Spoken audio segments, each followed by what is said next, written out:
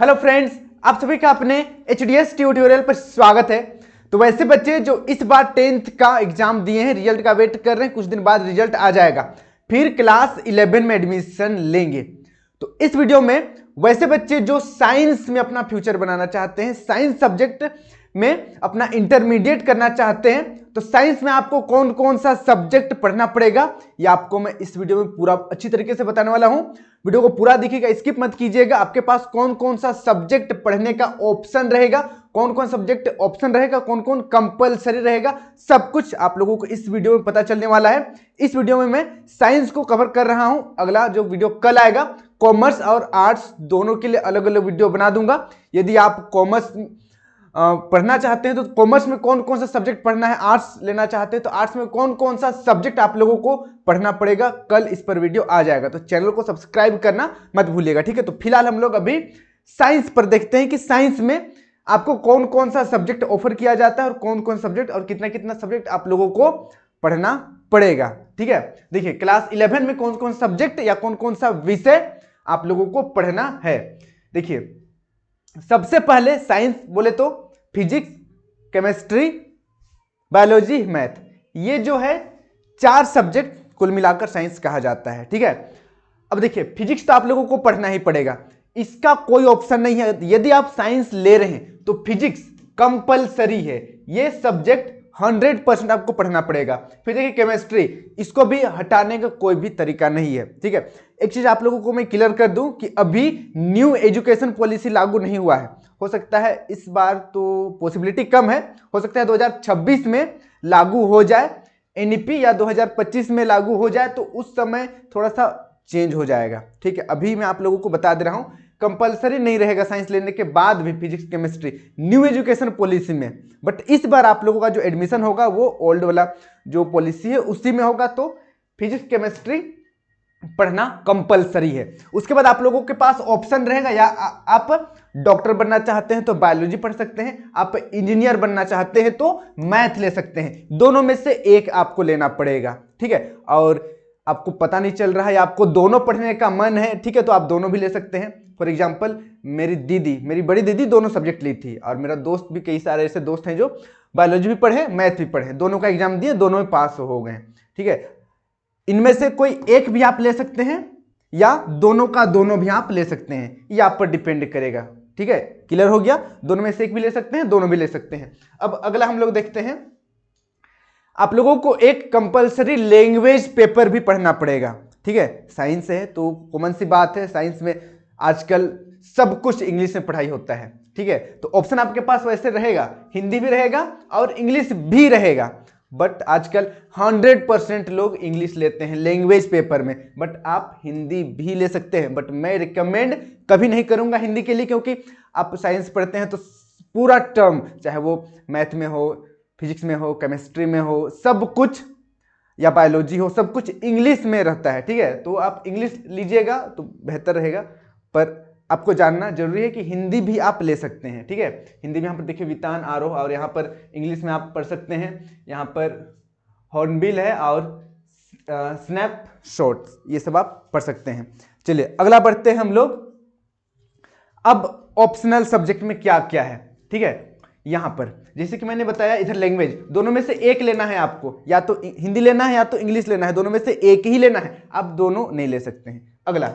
अगला यहां पर देखिए ऑप्शनल सब्जेक्ट में आपके पास इकोनॉमिक रहेगा और कंप्यूटर साइंस रहेगा, दोनों में से एक लेना है, ठीक है। दोनों में से एक लेना है आप लोगों को, या तो आप इकोनॉमिक लीजिए या फिर आप कंप्यूटर साइंस लीजिए, दोनों में से सिर्फ एक लेना ही आपका ऑप्शनल सब्जेक्ट हो जाएगा। उसके बाद देखिए एडिशनल सब्जेक्ट में आप जियोलॉजी ले सकते हैं, ठीक है, या फिर आप कोई भी एक वोकेशनल, यहां पर एल होगा, वोकेशनल सब्जेक्ट आप ले सकते हैं, ठीक है। एडिशनल लेना जरूरी नहीं होता है, आप ले भी सकते हैं, नहीं भी ले सकते हैं।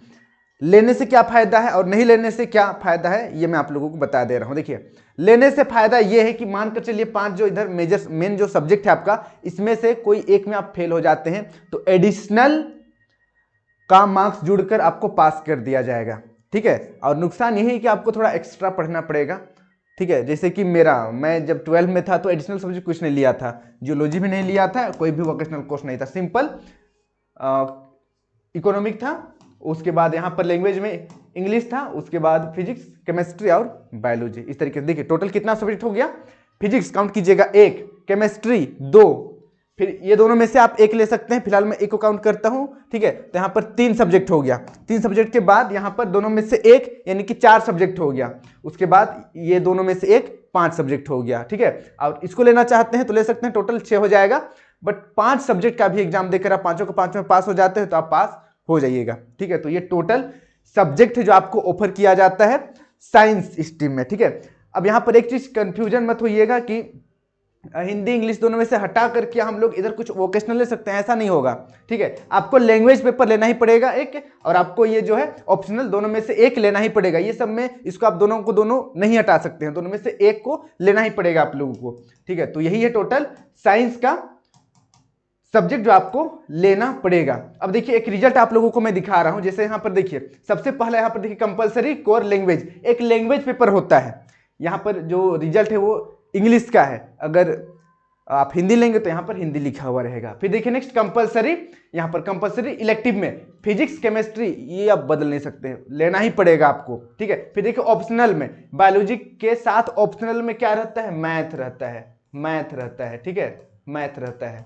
उसके बाद यहां पर इकोनॉमिक, ठीक है, इकोनॉमिक के बाद इकोनॉमिक में ऑप्शनल में आपके पास रहता है कंप्यूटर साइंस, ठीक है, कंप्यूटर साइंस रहता है।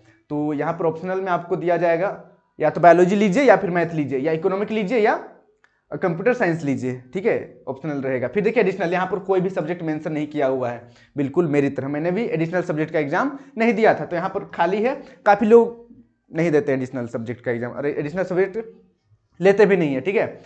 यहाँ पर लिया जा सकता था बट नहीं लेने से भी कोई दिक्कत नहीं होता है। तो इस तरीके से आप लोगों का रिजल्ट बनता है, 33 नंबर में पास रहता है और प्रैक्टिकल भी रहता है। टोटल मिला के आप लोगों का अगर 60% आ रहा है तो आप पास हो जाइएगा, यानी कि फर्स्ट हो जाइएगा, और 60% से कम रहेगा तो आप सेकेंड डिवीजन हो जाइएगा, ठीक है। तो यही है टोटल साइंस क्लास 11 का। और एक चीज याद रखिएगा, क्लास 11 में जो जो सब्जेक्ट आपका रहेगा सेम टू सेम क्लास 12 में रहता है। क्लास 12 में कुछ भी आप चेंज नहीं कर सकते हैं, इसलिए सोच समझकर अभी से ही आप माइंड सेट कर लीजिए कि आपको क्या पढ़ना है। डजंट मैटर आप साइंस लेते हैं, आर्ट्स लेते हैं, कॉमर्स लेते हैं, ठीक है। साइंस लेकर, साइंस क्योंकि थोड़ा सा हार्ड सब्जेक्ट माना जाता है, साइंस लेकर आप फेल होने से अच्छा है आर्ट्स लेकर आप टॉपर बनिए, ठीक है। तो यही था आज का वीडियो कैसा लगा नीचे कमेंट करके जरूर बताइएगा। और आप क्या प्लानिंग कर रहे हैं साइंस आर्ट्स कॉमर्स में, क्या लेना आपका सपना है, किस पर आप करियर बनाना चाहते हैं, नीचे कमेंट जरूर कीजिएगा। और अपने सभी दोस्तों के साथ वीडियो को शेयर कर दीजिएगा ताकि उन्हें भी इस वीडियो का लाभ हो सकेगा। Thank you for watching video. जय हिंद, जय भारत।